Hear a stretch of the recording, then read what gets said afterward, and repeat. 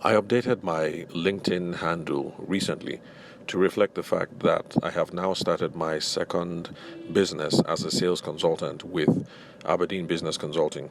Now, Aberdeen Business Consulting is not affiliated to the university that I graduated from. I just picked the name for sentimental reasons. It's a nice, quiet place in the UK.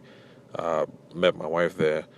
Was incredible working with the civil service there. So it was a really fun part of my life, and so I just picked it for sentimental reasons. I also picked it because obviously Aberdeen Business Consulting is ABC, and anyway, I don't know why. I just had ABC in mind, and so I did just that. So I updated the handle because the business has now been set up. Yes, I have been doing some consulting and training in the past year and a half, but I didn't want to make the same mistakes that I did with my photography practice, or rather to continue the same mistakes that I did with my photography practice. So I figured let's just make sure that right from the get everything is properly done. Registration, dot all the I's, cross all the T's, and all of that. So, conversations with my lawyer, and we have finalized with the registration. And so I updated my LinkedIn handle to reflect that. And then, as usual, I got loads of loads of congratulations. And of course, a couple of them were the automated responses. Because, when someone changes a career, or the person has a birthday, or any other notable development career-wise, and LinkedIn puts out those things, it usually gives buttons for automated responses like congratulations, say hi, happy birthday, Kemi. What else? Stuff like that. So a lot of them were all those automated responses. And I guess the reason why I'm making this recording today is just to talk a little bit about LinkedIn etiquette and how we can put it to good use. Now, what's the reason about why should I be talking about LinkedIn on a podcast that is about sales and that is for wedding industry professionals, for event professionals? Now, the reason why it's relevant is because a lot of us have academic or professional backgrounds in something else. I haven't met a photographer who is exclusively a photographer, and I haven't met a wedding planner or a decor person who only does that. So we have other things that we're into, and so because of that, we have to maintain LinkedIn. A lot of people maintain LinkedIn sort of like a professional resume, if nothing else. But then we forget that it's also a veritable networking tool, and that is how we should be using it for networking opportunities. Let's face it, if you're a planner and you love planning weddings, it wouldn't be a bad idea to plan corporate events as well. And so if you look at it that way, then your LinkedIn handle, which makes you available to much more business-minded people, corporate people, might be a good way to expand your practice in that regard.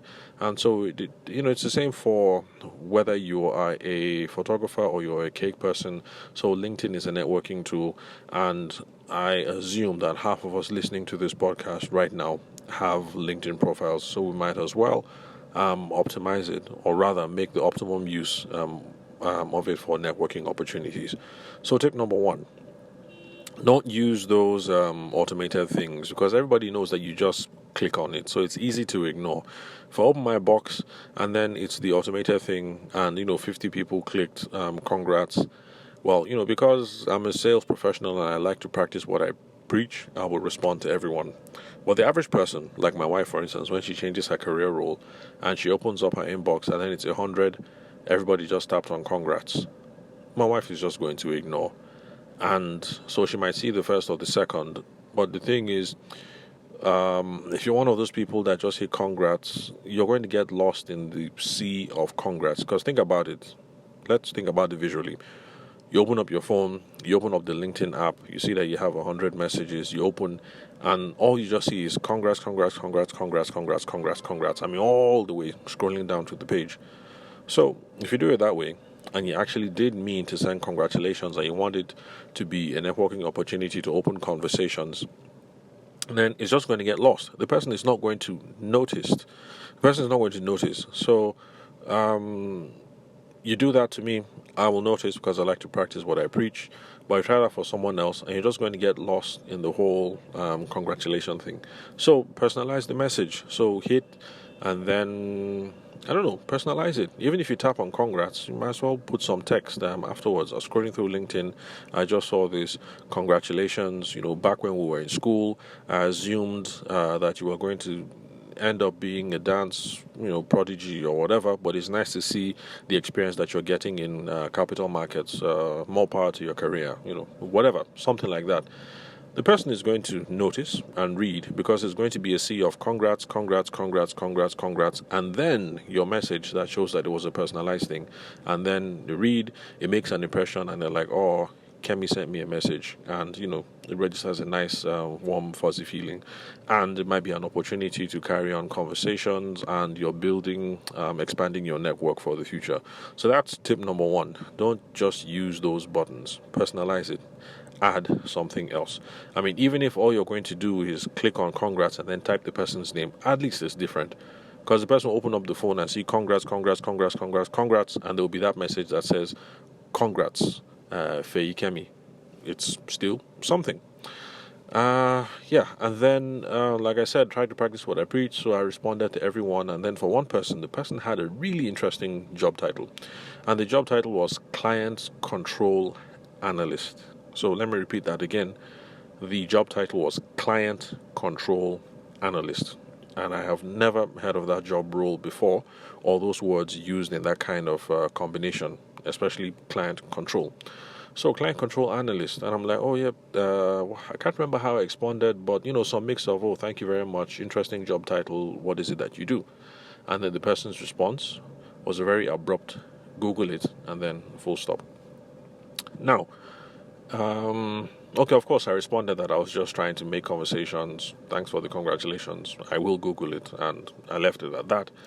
But the thing is, what this person failed to realize is that if you'll use LinkedIn as a networking tool, then you're looking for opportunities to find out about other people, what it is that they do, and then find about ways to talk about what it is that you do, so that if there's a need, people can reach out to you and hook you up if need be.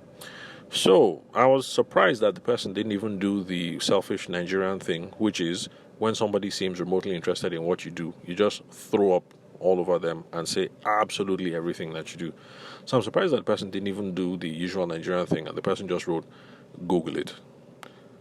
When folks try to initiate a conversation with you on LinkedIn, or rather, okay, well, in this case, I didn't initiate the conversation. The person did by doing the congrats. It is worth engaging in some sort of conversation to try and figure out who this person is, what is this person about, what are their interests, are there any meeting points between what I do and what they do, is there any way that I can bring value to them, or is there any way that they can bring value to me?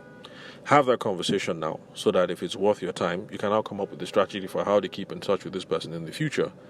And if it's not worth your time, then you know that, okay, this is somebody that I'm going to be Xing off my list. I'm going to unfollow. Well, what do you do on Instagram? Sorry, not Instagram, LinkedIn. I'm not sure if you follow or friend. Okay, friend is Facebook, so LinkedIn should be follow, I think. Okay, well, you send an invite. And bottom line is, engage in conversation, and then you have information about what the next step is going to be. So, if someone does reach out to you on LinkedIn, initiating the conversation, that is the right approach to have. You don't shut down conversation. Engage in conversation. Just think about LinkedIn the same way that you would think about old school networking. So, if you work with Chartered Bank, okay, Chartered Bank is no more. Let's say you work with Zenith Bank. It's the same. Zenith Bank is having an end of year party / networking mixer or whatever, and you are invited. The same way you would go to the party, hobnob, talk to colleagues, be open to possibilities. It's the same way you should be open to possibilities too on LinkedIn. Now, of course, you have to be a little bit wary on LinkedIn because lots of people just sending out spam. So, of course, have your finger ready on the delete keyboard so you can just delete whenever you see spam or select what's it called? Is it report? So that the LinkedIn folks are aware that people are using the platform to spam. So just be open to conversation and networking opportunities, basically. And that's just a summary of why I've hopped on here today. A little bit of LinkedIn etiquette. Whenever you're responding, don't use those automated responses. Personalize it. Whenever people reach out to you, engage in conversation and qualify. See if there's any way that you can add value to the situation, or if you can extract value from the situation. Is the other person going to be valuable to you? You won't know until you have those conversations that figure out who are you, what do you do, what are you on about, what are you interested in, what are your plans for the future. It's only by asking those questions that you can see how it aligns with who I am, what I do, what my business or career plans are for the future, and how I plan to get on ahead. So, so that's it. Ideas about how we can use LinkedIn, even though we happen to be in the wedding and the event space, or we happen to be involved in running our own business or some other entrepreneurial venture. So LinkedIn is not just for career folks. It's not just for people in the civil service or people who work in Zenith Bank or who have a regular 9 to 5. So thanks for listening to the Sales for the Nigerian Wedding Industry podcast. I'm your host, Abuja-based business consultant and event media professional Tavishima Ayede. Thanks for your time and attention. I'll catch you guys at the next recording.